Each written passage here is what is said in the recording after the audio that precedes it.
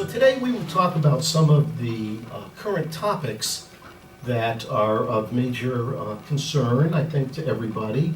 That is use of cell phones, cyberbullying, friending, sexting, texting, Facebooking, blogging, all of these types of topics, and how they affect our kids, our teenagers, how they affect us as parents, and how they affect families altogether.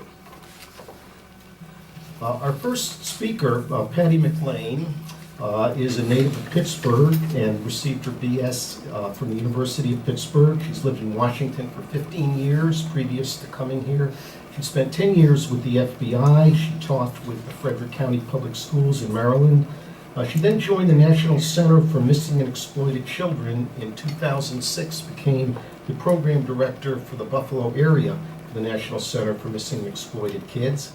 And Patty will give us a clinical point of view of positive effects and negative effects that social media can have on tweens, teens, and victimization of tweens and teens through the social media. Funny because, if we think about the home telephone, we take that for granted. From the time that technology was first invented until a home phone existed in 50% of all homes, it took over 70 years. From the time internet access, that technology was developed, it only took 10 years for that same technology to be in 50% of all homes.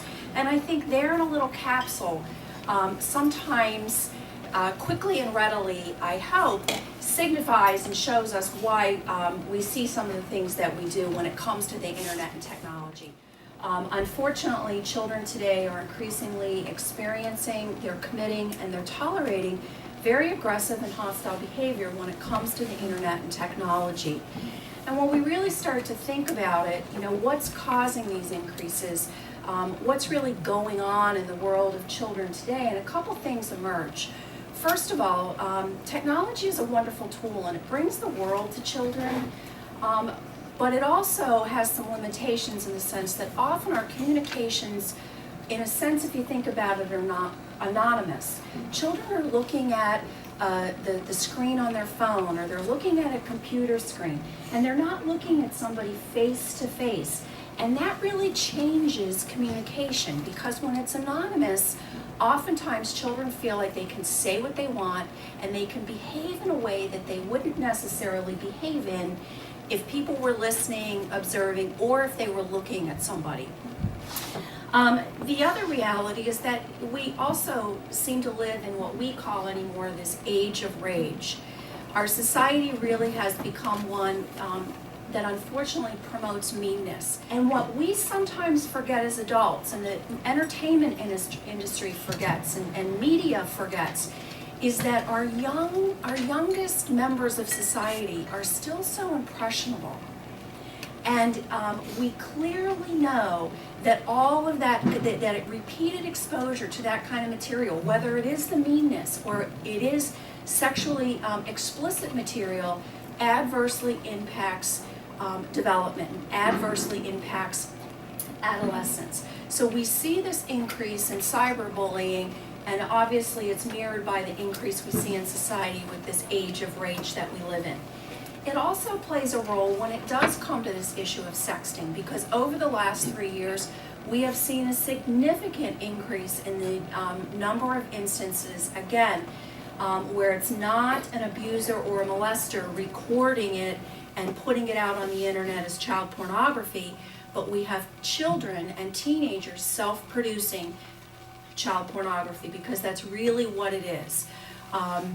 When children are taking pictures of their naked bodies or body parts or engaging in sexual acts, and we have all of that here in Western New York. We have had cases as young as 7th graders videotaping very graphic sexual activity, either of their friends or of themselves, and sending it out through their cell phones.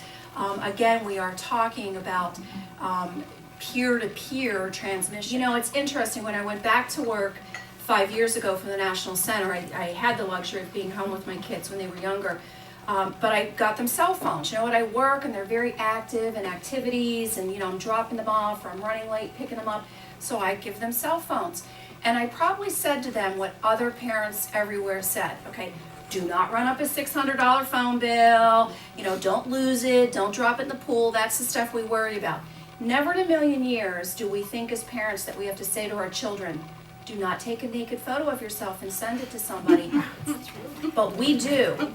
And here's the reality when it comes to internet and technology. We buy our children the computers or the home computer. We pay for the internet access. We pay the cell phone bill.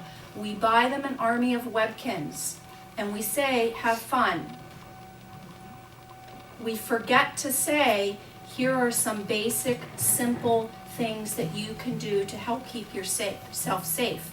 We forget to say to them, the same rules for communication that we use in our daily life apply to our communications online. We are failing to educate our children about basic internet safety. That is the reality.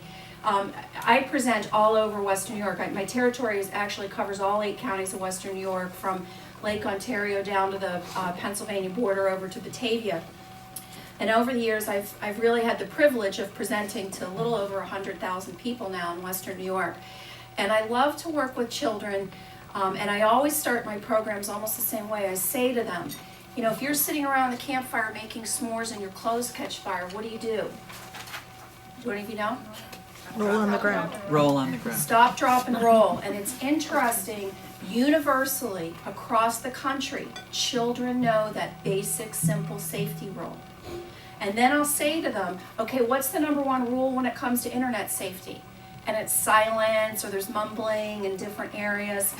We have a long way to go when it comes to educating children on basic internet safety. When it comes to things like Facebook and blogs, and again, when we talk about cyberbullying is really only limited by children's imagination and their access to technology. From text and Twitter and tweeting to form spraying and false Facebook accounts, that's what kids do. We have a simple message for them. Think before you post. It's not a negative, it's not multiple things, it's not, Charlie Brown's teacher hearing all these things for kids. It's simple messages. And we need to make sure that we educate children, we educate parents on teaching kids basic internet safety. It obviously falls into our mission of providing prevention education programs throughout the country. Actually, we provide programs on abduction prevention, sex abuse prevention, and primarily internet safety. It's incumbent upon all of us as members of the community to make sure that we are having a conversation and communicating with children and with adults about how to protect their kids in this new world and in this new life that they lead. Thank you very much.